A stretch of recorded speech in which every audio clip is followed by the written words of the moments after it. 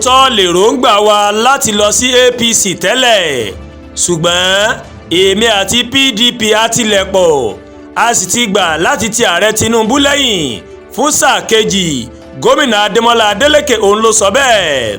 Gómìnà Ademola Adeleke ti ìpínlẹ̀ Ọ̀ṣun ó mà ti sọ wípé òun àti àwọn aláṣẹ ẹgbẹ́ òṣèlú PDP ní ìpínlẹ̀ Ọ̀ṣun àwọn ti gbà láti ṣe àtìlẹ́yìn fún ààrẹ Bọ́lá Ahmed Tinubu fún sáà kejì ní ipò ààrẹ Nàìjíríà.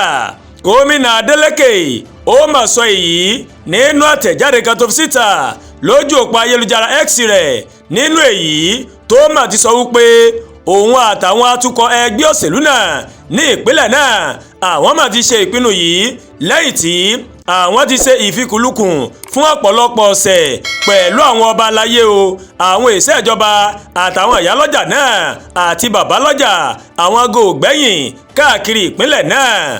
Bákan náà ó mà ló máa fi kọ́ ọ̀rọ̀ rẹ̀ wípé àwọn èèyàn wọ̀nyí pẹ̀lú mà ti buwọ́ lu òun gẹ́gẹ́ bí olùdíje ẹgbẹ́ òṣèlú náà fún ètò ìdìbò ọdún 2026. ẹ̀wẹ̀ àtẹ̀jáde tí wọ́n fi síta lẹ́yìn ìjíròrò àti ìfikùnlukùn náà tó wáyé ní ilé ìjọba ìpínlẹ̀ Ọ̀ṣun ní ìlú Òṣogbo ó mà sọ wípé lára àwọn nǹkan tí wọ́n rò mọ́ ààrẹ Tinubu lára tí wọ́n fẹ́ fi tì í lẹ́yìn báyìí ó ní wípé ọmọ onílẹ̀ lòun náà ní ìpínlẹ̀ Ọ̀ṣun o. Àtẹ̀jáde náà ó wá fi kọ́rọ̀ rẹ̀ wípé lóòótọ́ o ń lọ̀rọ̀ dídarapọ̀ mọ́ ẹgbẹ́ òṣèlú APC ó mà ló mà jáde o, eléyìí tí àwọn kan ní ẹgbẹ́ òṣèlú APC kò faramọ́ ṣùgbọ́n kì í ṣe gómìnà Adeleke fúnra rẹ̀ ó mà ló mà gbé èròǹgbà láti darapọ̀ mọ́ ẹgbẹ́ òṣèlú APC dìde o. Ọ̀pọ̀lọpọ̀ àwọn ọmọ ẹgbẹ́ òṣèlú PDP ó ní kò faramọ́ dídarapọ̀ mọ́ ẹgbẹ́ òṣèlú APC. wọ́n kọ̀ nítorí ìfẹ́ àti ìjólótọ́ sí ìṣàkóso gómìnà. wọ́n fẹ́ tẹ̀lé ìgbésẹ̀ náà ni o. lẹ́yìn ìpàdé wọn ọ̀hún àwọn àdáríjọpọ̀ ẹgbẹ́ òṣèlú náà wọ́n mẹ́gbà láti ṣe àtìlẹ́yìn fún ààrẹ Tinubu fún sáà kejì nítorí wípé ìpínlẹ̀ Ọ̀ṣun ó ní ìpínlẹ̀ abínibí rẹ̀.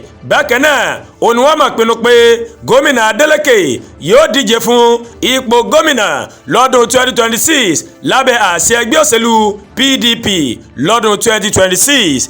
Àdúràgbà Olúwatóyìn ló ń kàròyìn sí létí o láti kàn ní ẹ̀yà Yorùbá World TV. bẹ́ẹ̀ ṣe ń wò wá ẹ máa bá wa like ẹ máa share ẹ dẹ̀ máa comment. ẹ ṣe púpọ̀ tẹ́ ń wò wá o, a kú iṣẹ́ látàárọ̀. Ọlọ́run ọba rèé yóò dé gbìyànjú èmi àti yín ládé o.